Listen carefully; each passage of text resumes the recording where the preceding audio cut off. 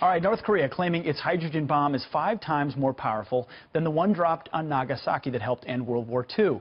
Joining us now to break down the differences and their threats is Director of Defense Studies at the Center for National Interest, Harry, can you pronounce it for me, sir? Kazianis? Kazianis, good morning. I want to get it right. You know, I want to do well by you. You're an expert. You deserve that respect. Harry, if you would, give us a sense. Do you think this was a hydrogen bomb? And if so, what does it tell us?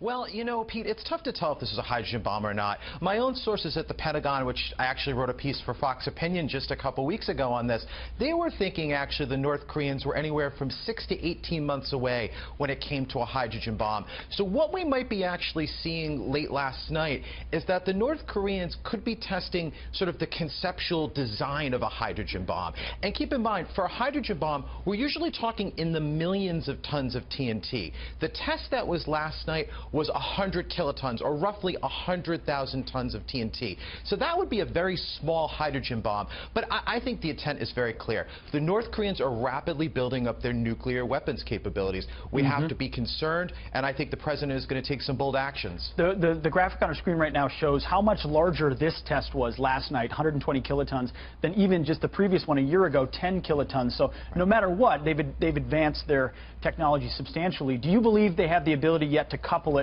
with an ICBM, a missile that could reach us?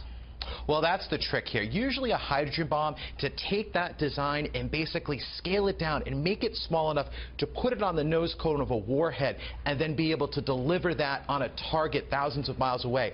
That's a hard thing to do. So where I would argue here, Pete, is the North Koreans are probably at the very start of this design process for a hydrogen bomb. But I still think the North Koreans have the capability to still take a standard atomic bomb and hit the United States. That's just dangerous in and of itself. So, Harry, we're talking about sanctions, tougher on China, trying to use all the diplomatic and economic leverage that we can. But you're saying there may be at the start of the process of getting the, in their mind, the ultimate weapon. If we were to take preemptive military action in any size or scope, would now not be a better time than waiting until they're further down the process or potentially have it? Here's the problem with military options. Let's face it, North Korea is the land of lousy options.